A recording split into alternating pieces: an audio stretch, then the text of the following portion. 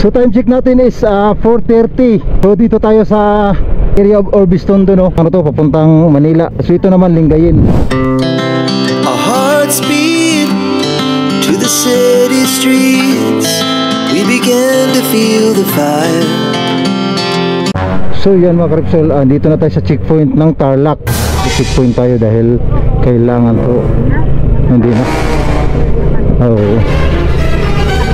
Yan, no. It's too wide, gas filling station.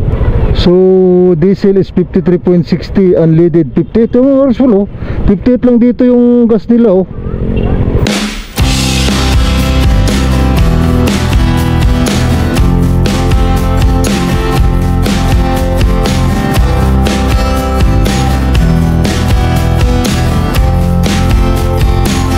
So ito yung Tarlac Bridge mga Karipsol, no? Kanan tayo dyan kasi one way lang to, eh. Diba? Ito sa kanan, one way uli. Kaliwa uli tayo. Diretso na yun, papatang SM Tarlac. Pasimbalo Orbiston to. Thank you. See you next ride, Pasimbalo.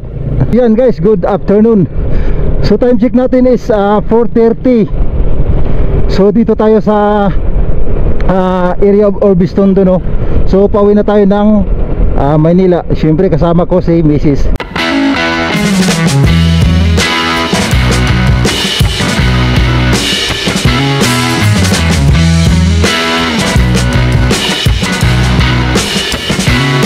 Kanina pa dapat kami mga 12 PM nag take off din sa mismong pinuntahan namin, kaso di kayanin, ang init, sobra talaga, kaya ito yung oras na mas gusto namin pag-uwi ba.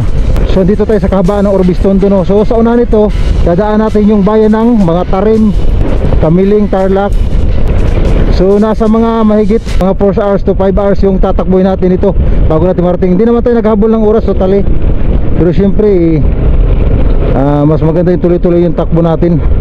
So yun guys, no, ito yung crossing ng mga Tarim. So itong way na to pakaliwa is papuntang papuntang Manila. So ito naman Lingayen. So ito yung simbahan ng mga Tarim, oh. Napakalaki, lumang simbahan. Ewan ko kung ilang years na yung simbahan. Halata mo naman sa mga istruktura na na kinabit, nilagay, lumang luma na, nilulumot na, eh.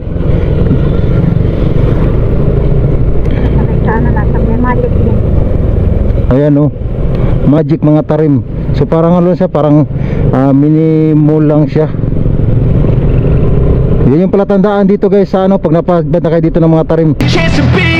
Hey kid, don't ever let them get inside your head. They'll tell you what to do in life instead of everything you know that you can get. Don't let them guide your life towards regret. I'll fight for what I love with every breath. My past is filled with things I won't forget. So yan mga Karipsol, dito na tayo sa checkpoint ng Tarlac. Checkpoint tayo dahil kailangan to. Hindi na. Oo. Yan, no. So wala man tayo, hindi na tayo hinarang.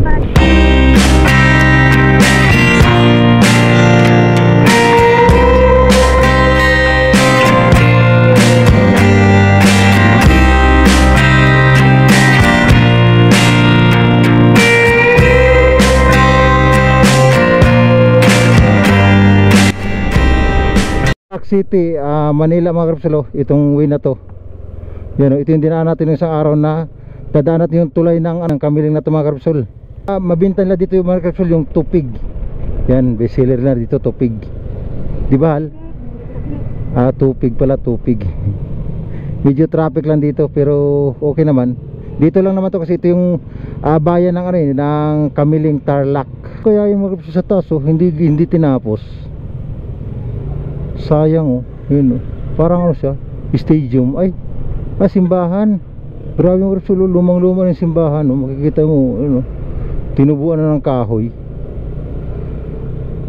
Grabe, ang laking simbahan na to, ah. Mahaba pa. Haba pa, yan, oh, diba? Tinumapansin mga Karipsol, oh. May mga kahoy na sa nagdidikit ng mga kahoy. Grabe, lupit. So yun mga Karipsol, yung intersection na to, ito pani yan, Bayangbang Alaminos to mga kapsol ha. So itong way na babaybay natin is ano to, Paniki Tarlac. Hey kid, don't ever let them get inside your head. They'll tell you what to do in life instead of everything you know that you can get. Don't let them guide your life towards regret. I'll fight for what I love with every breath. My past is filled with things I won't forget. I use them all to push me to my best. So treat the worst of times just like a test. If only I could go back in time, I'd tell myself that everything will end up alright. Just push yourself, test yourself, figure out what you like, and find your limits, don't be rigid, always work towards a prime. Surround yourself with open minds, people can change your life. A few friends with intent can help you feel alive. Find a passion, take some action, and with a little time, just be patient, make a statement, try to enjoy your life. Magpagas tayo mga kapsol, no? Dito tayo sa H2Y gas filling station. Yeah, alright. Unlimited.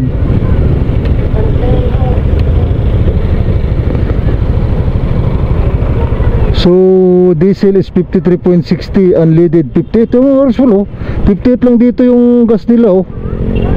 Yung unleaded, yung premium is 59.20. O diba, nakakamura ka na.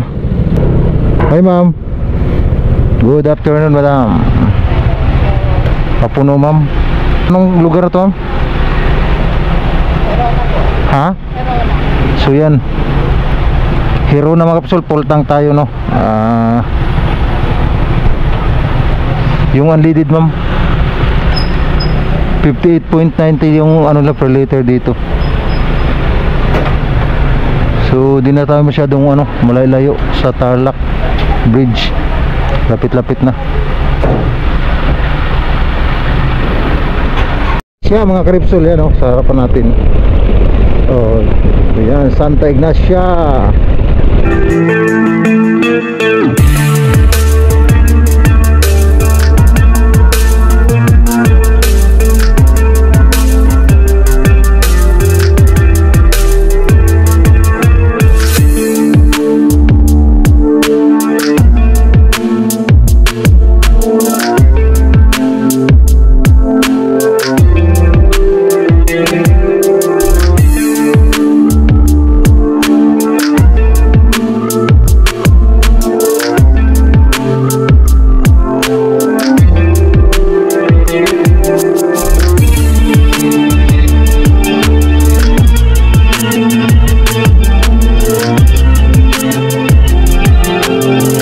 Market City, Tarlac. So yung mga kapsol, ito yung way na dadaanan natin yung Tarlac Bridge.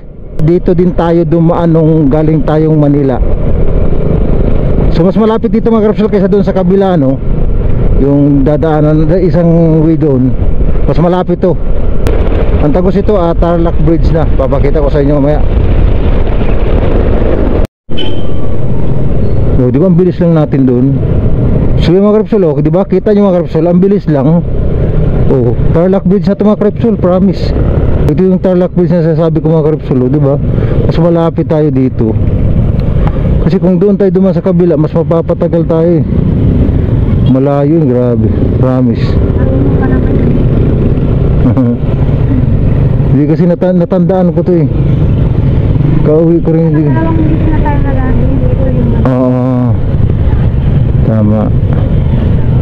Ano yung tubig? Suba? Lahar. Sa una nito Tarlac, ito na yung na mismo ng sentro ng Tarlac. Ito na yun. So kakanan tayo dyan kasi one way lang to eh, diba? Kakanan tayo dito, tapos pagdating doon sa kanan one way uli, kaliwa uli tayo, diretso na yun papuntang SM Tarlac. So dito talaga nag-cause talaga dito ang traffic dahil yung mga intersection na to. Wala dyan hal. Wala, one way yan. Di dyan ako dumaan galing doon. Oo. Oo, kakaliwa ka din eh. So ganito mga kapsol, oh, yan oh. Oh, yan oh, diba? Ayan oh, one way, diba? So dyan sa unahan mga Repsol is i-exit tayo to SM Tarlac na. So dito sana tayo dadaan mga Repsol. Kung doon tayo dumaan sa isang way, dito tayo tatagos pa rin. Kaso iikot lang tayo. So ito yung ano dito. Okay, pagbigyan natin to.